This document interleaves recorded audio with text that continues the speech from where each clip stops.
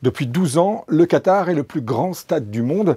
On pourrait même dire que depuis le 2 décembre 2010, depuis que l'organisation de la Coupe du Monde de football 2022 a été confiée aux Petits Émirats, le Qatar est un stade.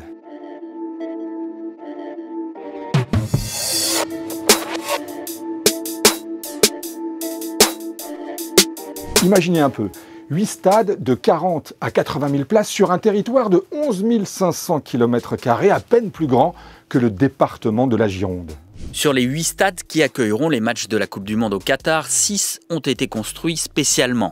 Seulement 2 ont été rénovés.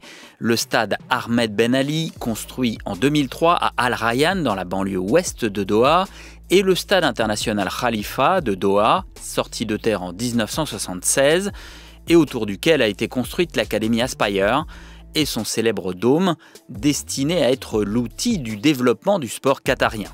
Le stade Khalifa est l'un des 4 stades de Doha.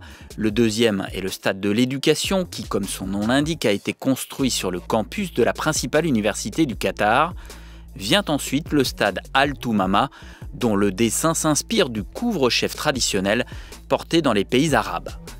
On va beaucoup en reparler, mais les critiques autour de cette Coupe du Monde au Qatar sont nombreuses. Le nombre et la taille démesurée des stades en fait partie.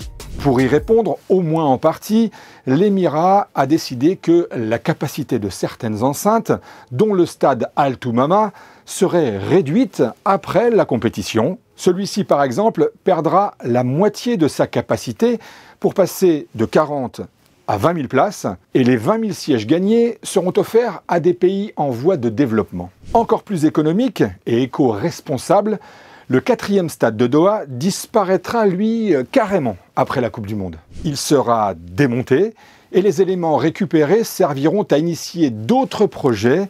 Et d'un point de vue esthétique, c'est assez dommage en vérité. Le stade 974, c'est son nom, 974 comme l'indicatif téléphonique du Qatar, 974 comme le nombre de conteneurs recyclés utilisés pour sa construction, est un stade original, coloré et qui pourrait être cité en exemple, d'après le cabinet d'architectes espagnol Fenwick Iribarren, qui a conçu le 974. Ce stade aurait utilisé 40% moins d'eau qu'un stade classique pour sa construction. Il sera en plus le seul stade de la Coupe du Monde 2022 à ne pas être climatisé.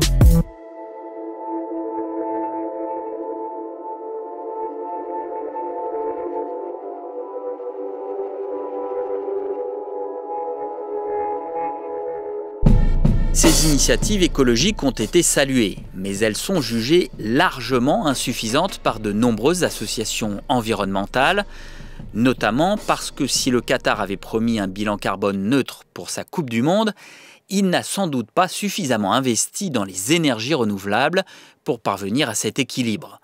Le pays détient toujours le triste record mondial de rejet de CO2 par habitant dans l'atmosphère, avec 37 tonnes. Par comparaison, le score de la France, déjà jugé assez mauvais, est de 11 tonnes par an et par habitant.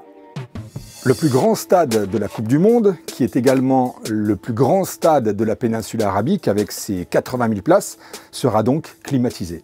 Il se trouve dans la ville nouvelle de Lusail, dans la banlieue nord de Doha. Lusail, une ville spécialement construite pour la Coupe du Monde 2022, pour un coût total de 38 milliards de dollars. C'est dans ce stade que se jouera notamment la finale de la compétition.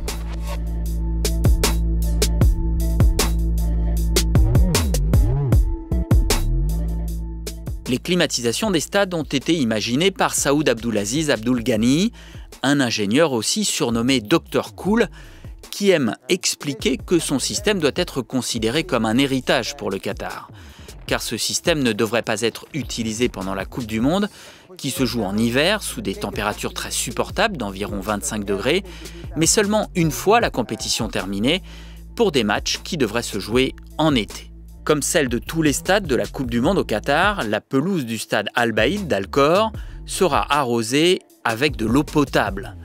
La raison est simple, il n'y a quasiment pas de possibilité d'avoir de l'eau recyclée au Qatar et le comité d'organisation est donc obligé d'avoir recours à de l'eau courante, et donc potable, pour l'entretien des terrains. Vu d'ici, une aberration écologique de plus.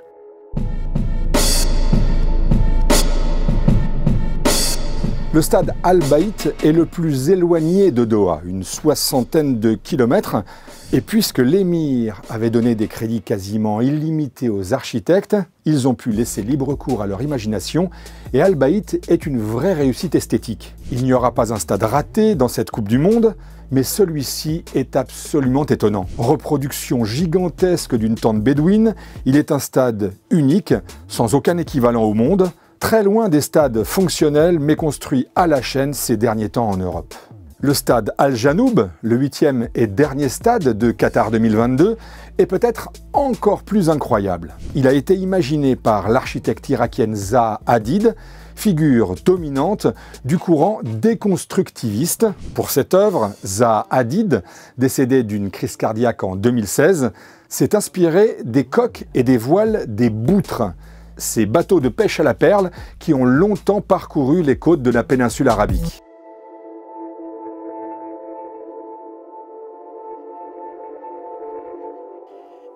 Le stade Al Janoub et ses 40 000 places a été construit à Al-Wakra, en hommage aux activités maritimes de la ville. Avant cette œuvre posthume, Zaha Hadid, l'une des architectes les plus récompensées par la profession, s'était déjà frottée aux équipements sportifs. Elle avait notamment imaginé la piscine olympique des Jeux de Londres en 2012, avec son toit mémorable en forme de vague géante. Le problème des stades de cette Coupe du Monde au Qatar n'est donc pas leur beauté ou leur qualité, mais bien le désastre écologique qu'ils pourraient générer et les conditions de travail déplorables des ouvriers qui les ont construits.